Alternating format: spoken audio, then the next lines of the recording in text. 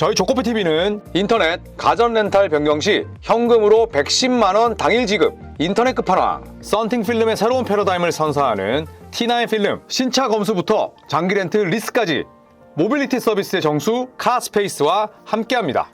아직도 모르세요? 현금 지원금 110만원을 인터넷 끝판왕에서 지원해드립니다. 내가 내는 월 요금에 포함되어 있어서 안 받으면 나만 손해! 합리적인 요금 설계로 현금 지원금에 72만원 결합 할인까지 놓치지 마세요. 약정이 남아있어도 상관없습니다. 저희 구독자분들을 위해서 인터넷 끝판왕과 상담만 해도 스타벅스 커피 쿠폰을 쏩니다. 혹시나 현금 사은품을 더 주는 곳이 있다면 차액 150%까지 보상한다고 하니까 이 좋은 기회를 놓치지 마십시오. 다른 곳 알아볼 필요가 전혀 없습니다. 1555-3312 365일 상시 상담 가능하니 빨리 전화하세요. 1555-3312 더보기 고정 댓글 링크도 꼭 확인 부탁드리겠습니다. 자, 여러분 드디어 조나단 쿠민가가 골든스테이트와 공식 계약을 맺게 됐습니다. 저희 채널에서도 이번 오프시즌 때 쿠민가 관련 컨텐츠만 뭐 한 8개를 찍은 것 같은데 드디어 골든스테이트 워리어스와 잔류 계약을 발표했습니다. 자, 2년짜리 계약이고요.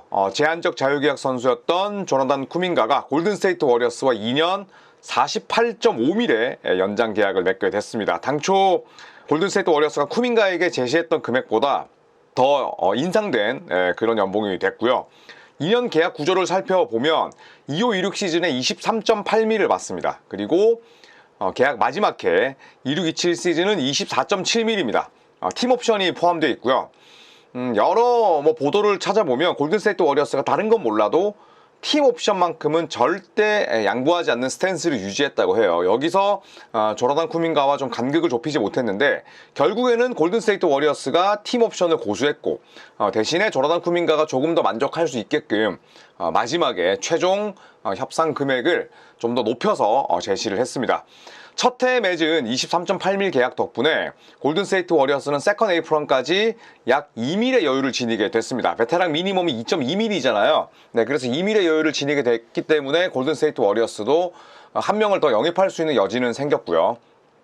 자, 쿠민가의 25-26 시즌 연봉이 23.8밀로 정해지면서 워리어스의 팀 연봉 순위도 확정이 됐습니다. 1위는 스테픈 커리 59.6밀이고요. 2위가 지미 버틀러 54.1밀. 둘이서 113.7밀을 먹죠. 3위가 드레먼드 그린 25.9밀. 그리고 4위가 조나단 쿠민가 23.8밀. 자, 그래서 쿠민가는 커리, 버틀러, 그린 다음으로 워리어스 내에서 많은 연봉을 받는 선수가 됐습니다. 자, 쿠민가의 계약 특이사항들을 한번 정리해봤습니다. 자, 원래 골든스테이트 워리어스는 맨 처음에 2년 40밀을 제시했습니다. 당연히 팀옵션 워리어스의 몫이었고요. 쿠민가 입장에서는 팀옵션도 팀옵션인데 연평균 20밀은 너무 심하다고 판단을 했었고 당연히 협상 테이블 박차가 나왔습니다. 그리고 나서 골든스테이트 워리어스가 최근에는 2년 45밀짜리를 제시했었죠. 5밀을 올린 거고 그리고 오늘 최종적으로 8.5밀을 인상시키면서 2년 48.5밀의 연장 계약을 맺게 됐습니다. 최종적으로는 8밀에서 한 8.5밀 정도 올랐기 때문에 쿠민가 입장에서는 팀 옵션이 깨림칙하긴 하지만 그래도 연봉 총액이 올랐기 때문에 쿠민가도 어느 정도 만족할 수 있는 딜이 아닐까 생각을 하고요. 두 번째는 쿠민가가 오늘 퀄리파잉 오퍼를 받아들였다면 연봉은 엄청나게 줄어들죠. 8밀짜리였습니다. 7.99밀짜리 8밀짜리였는데 워리어스의 2년 45.8밀짜리를 받아들이면서 연평균이 약 24밀이 됐잖아요. 그렇다면 퀄리파잉 오퍼를 받는 것보다 당장 25-26 시즌만 놓고 보더라도 15밀 이상이 확보되는 겁니다. 엄청난 돈이죠. 쿠민가는 그동안 루키 스케일이었기 때문에 단 한 번도 큰 돈을 만지지 못했습니다. 퀄리파잉 오퍼보다 당장 다음 시즌에 15밀 이상을 확보하기 때문에 이 금액은 쿠민가에게는 굉장히 든든한 자산이 되겠죠. 자, 그리고 세 번째, 2026년 여름에 이 계약을 파기한 이후에 재협상이 가능합니다. 크게 다르진 않아요. 결국에는 이런 결정을 내리는 주체는 팀입니다. 그러니까 쿠민가가 나 이 계약 파기할래요 라고 해서 된다는 건 아니고요. 골든스테이트 워리어스가 만약에 조나단 쿠민가가 엄청난 활약을 펼쳤다. 그렇다면 네, 이 계약을 파기하고 1년 더 빠르게 쿠민가를 붙잡아 놓을 수 있다는 거죠. 그러니까 일반적인 팀 옵션과 살짝 다르지만 전체적인 개념은 이 결정의 주체는 팀이다. 그런데 계약을 완전히 파기하고 다시 협상할 수 있다는 겁니다. 이렇게 되면 쿠민가에게도 뭐 동기부여가 생길 수 있는 거죠. 더 큰 돈을 더 빨리 만질 수 있으니까. 자, 그리고 쿠민가는 연장 계약을 맺었기 때문에 2026년 1월 15일 이후에 트레이드가 가능합니다. 양측 모두 다 뭐 트레이드는 열려 있고 쿠민가도 바보는 아니죠. 골든스테이트 워리어스 역시도 쿠민가와 2년 48.5밀 계약을 맺으면서 그냥 걸어 나가는 것보다는 또 퀄리파잉 오퍼보다는 전력을 보강할 수 있는 여지가 생겼습니다. 쿠민가가 굉장히 플레이를 잘하고 번뜩이는 활약을 펼치고 성장한 모습을 보여준다면 트레이드할 이유는 없겠죠. 하지만 뭐 지지부진하고 또 굉장히 애매한 그런 생산력으로 일관한다면 트레이드로 매물로 쓸 수 있다는 겁니다. 네, 그래서 양측 모두에게 뭐 어느 정도 이 트레이드는 다 열어놓은 옵션이라 볼 수가 있죠. 자, 그리고 다섯 번째, 쿠민가가 3년 계약을 할 수도 있었잖아요. 3년 75밀, 훨씬 더 총액이 늘어나지만 쿠민가가 3년 대신 2년 계약을 맺은 건 조금 더 가까운 미래를 빠르게 통제하고 싶어 함이었습니다. 그리고 또 골든스테이트 워리어스가 최종적으로는 8밀 이상의 연봉 총액을 올렸기 때문에 쿠민가는 3년보다는 2년 계약을 맺게 된 거죠. 자, 이런 쿠민가 단점만큼 장점도 많습니다. 뭐 단점은 명확하잖아요. 슈팅, BQ, 뭐 지나치게 높은 에고 이런 게 있겠지만 장점도 많습니다. 자, 일단 지난 시즌 기준으로 커리가 빠진 10경기 14.1득점에서 19.6점으로 팍 올랐습니다. 그러니까 커리가 없을 때에는 쿠민가가 공도 더 만지고 본인이 주요 옵션이 되다 보니까 확실한 볼륨을 보여줬다는 거죠. 그런데 그 볼륨뿐만 아니라 효율도 늘었습니다. 야투가 44.5%에서 커리가 없을 때 48.2%. 그러니까 이 커리의 효과, 뭐 커리의 그래비티를 쿠민가가 뭐 활용하지 못했다라기보다는 그런 게 없어도 충분히 제 몫을 해냈다는 거죠. 네, 커리가 빠진 10경기니까 표본이 뭐 적지는 않습니다. 자, 그리고 두 번째, 2025년 플레이오프 2라운드 5경기, 그러니까 미네소타 팀버울브스 전이었고 커리가 첫 경기 이후에 빠졌던 바로 그 시리즈에서 20.8득점, 야투 54.3%를 기록했습니다. 휴스턴 로켓츠와 시리즈에서는 중용되지 못했죠. 그리고 그 짧은 시간에 보여줄 것도 없었고 야투가 30%대였는데 공 몰아주고 포지션을 완벽하게 몰아주니까 이런 효율과 볼륨을 냈다는 겁니다. 충분히 또 희망적인 메시지가 될 수 있고요. 세 번째, 지난 두 시즌 연속 팀 내 페인트존 득점 1위가 쿠민가였습니다. 23-24 시즌에는 평균 10점을 페인트 존에서 넣었고 지난 시즌에는 8.5점 넣었어요. 자, 그런데 골든스테이트 워리어스의 지난 시즌 페인트존 득점이 전체 5위였습니다. 5위. 뒤에서 5위였어요. 그러니까 그만큼 페인트존 공략은 상대적으로 떨어지는 팀인데 본인들의 장점이 뭐 스테픈 커리, 버디 힐드 등등을 또 앞세운 그런 외곽포라면 페인트존 득점력은 떨어졌죠. 근데 팀의 약점을 그래도 메울 수 있는 선수가 있다는 건 저는 중요하다고 봐요. 그래서 쿠민가의 페인트존 득점 1위는 분명한 장점이다. 그것도 2년 연속이기 때문에 의미가 있다고 생각을 하고요. 자, 그리고 네 번째, 쿠민가는 2021년 드래프티죠. 2021년 드래프티 가운데 36분당 득점은 전체 5위입니다. 네, 이 쿠민가가 드래프트 7순위였으니까 본인의 드래프트 지명 순위보다는 그래도 더 높은 평균 득점력을 지니고 있다. 같은 클래스 가운데 이렇게 또 정리를 할 수 있겠고, 또 찾아본 결과 2021년 드래프티 가운데 3000득점과 1000리바운드를 기록한 8명 중 하나. 네, 이거는 뭐 제가 좀 끼워 맞춘 기록이긴 합니다만 3000득점과 1000리바운드를 기록하기 위해서는 당연히 첫 번째 실력이 있어야 되고요. 또 이거는 누적이기 때문에 건강도 잘 유지해야 됩니다. 쿠민가가 지난 시즌에는 뭐 많이 빠지긴 했습니다만 그래도 뭐 워크에스익이라든지 또 뭐 부상 인저리 프론의 빈도라든지 이런 것들이 그렇게 부정적으로 나타나는 선수는 아닙니다. 자, 마지막으로 골든스테이트 워리어스 구단 역사상 23살 이전에 3000득점을 기록한 5명 가운데 하나입니다. 골든스테이트 워리어스는 구단의 역사가 굉장히 유구한 팀 가운데 하나입니다.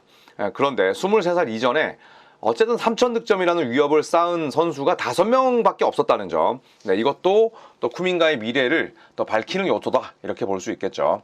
자, 골든스테이트 워리어스가 최근 들어서 뭐 선수들 폭풍 영입하고 있지만 사실 대부분은 구두 계약이 된 상황이었고요. 쿠민가의 계약을 기다리고 있었는데, 자, 쿠민가가 계약을 맺으면서 알 호포드와 디앤서니 멜튼 GP2의 계약 디테일도 어느 정도는 나온 상태입니다.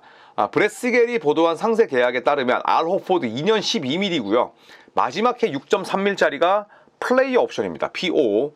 그리고 다음 시즌 연봉은 5.7mm인데 이거는 텍스 플레이어 미드레벨 익셉션입니다. 이제 MLE 예외 조항을 쓴 거고요.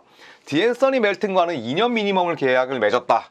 이렇게 보도가 됐고 GP2와는 1년 베테랑 미니멈 계약에 성공을 했습니다. 그래서 호포드, 디앤서니 멜튼, GP2 자, 이 세 명의 다음 시즌 연봉을 합쳐도 10밀을 간 넘습니다. 이 세 명을 10밀을 간 넘는 금액에 쓸 수 있다는 건 뭐 대단히 좋은 거죠. 자, 그리고 계속해서 이름이 나왔었던 세스 커리는 어떻게 될까요? 일단은 15번째 로스터를 위한 자리 마련은 성공한 상태고요. 그러니까 한 자리가 비어 있다는 뜻이죠. 하지만 11월 11일 이후에나 정식 계약이 가능합니다. 자, 세스 커리와 골든스테이트가 1년 계약을 맺었다라는 이야기가 나왔습니다만 일단은 이 딜은 트레이닝 캠프 딜일 가능성이 높고요. 정식 계약을 맺기 위해서는 11월 11일까지 기다려야 됩니다. 왜냐하면 세컨 에이프런까지는 골든스테이트 워리어스가 2밀 여유밖에 없기 때문이에요. 그런데 베테랑 미니멈은 2.2밀입니다. 하드캡이라는 건 세컨 에이프런 하드캡이라는 건 죽었다 깨어나도 1센트라도 단돈 1원이라도 더 넘을 수가 없어요. 그렇기 때문에 세스커리는 11월 11일 이후에 계약하고 뛸 수 있다. 이렇게 보시면 됩니다. 자, 세스커리가 예정대로 골든스테이트 유니폼을 입는다면 골든스테이트는 세스커리의 10번째 팀이 되고요. 뭐 저니맨이죠. 한 팀에서 오랫동안 뛴 경험이 형과 달리 없습니다. 그리고 스테픈 커리, 세스 커리의 첫 NBA 경기 동반 출전이 됩니다. 세스 커리가 골든스테이트 워리어스에 잠깐 있었던 적은 있었지만 정식 경기는 뛰지 못했단 말이죠. 그래서 스테픈 커리, 세스 커리가 처음으로 NBA 경기 동반 출전하게 되고요. 세 번째, 스테픈 커리의 통산 3점은 42.3%, 세스 커리의 통산 3점은 43.3%입니다. 물론 스테픈 커리가 더 어려운 샷들을 많이 시도하고 또 성공 개수에서도 비교 불허지만 세스 커리의 3점도 정말 정확하고 NBA 역사상 최고라 볼 수가 있죠.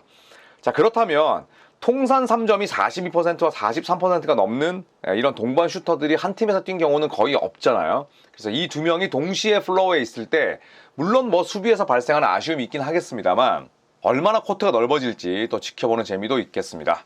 자, 마지막으로 로테이션은 어떻게 될까요? 우선 스테픈 커리, 브랜든 포젬스키, 지미 버틀러, 드레이먼드 그린, 알 호포드로 많이들 예상을 하더라고요. 저는 개인적으로는 디앤서니 멜튼이 주전으로 나와야 된다는 주의지만 어쨌든 커리, 포젬스키가 정배당 같고요. 커리의 백업으로는 세스 커리와 디앤서니 멜튼을 2번으로 볼 수도 있겠지만 저는 백업 2번으로는 버디 hilde와 모제스 무디가 있기 때문에 멜튼은 아마도 세컨더리 볼 핸들러로 뛰겠지만 백업 PG가 되지 않을까 생각을 하고요. 그리고 3번은 지미 버틀러, 그리고 GP2가 백업, 4번이 디그린, 쿠민가와 기 산토스가 있죠. 쿠민가가 많은 시간 뛸 겁니다. 버틀러와 디그린의 쉬는 시간을 완벽하게 저는 채울 거라고 생각을 하고요. 그리고 5번은 알 호포드, 그리고 백업은 퀸틴 포스트와 트레이 잭슨 데이비스가 되겠죠. 자, 지난 시즌에 이 자리는 케번 루니였는데 그 루니가 호포드로 바뀐 건 분명한 업그레이드라고 보고요. 주전들의 평균 연령이 지나치게 높은 감은 있죠. 커리, 버틀러, 디그린, 알 호포드 전부 다 35살이 넘었습니다.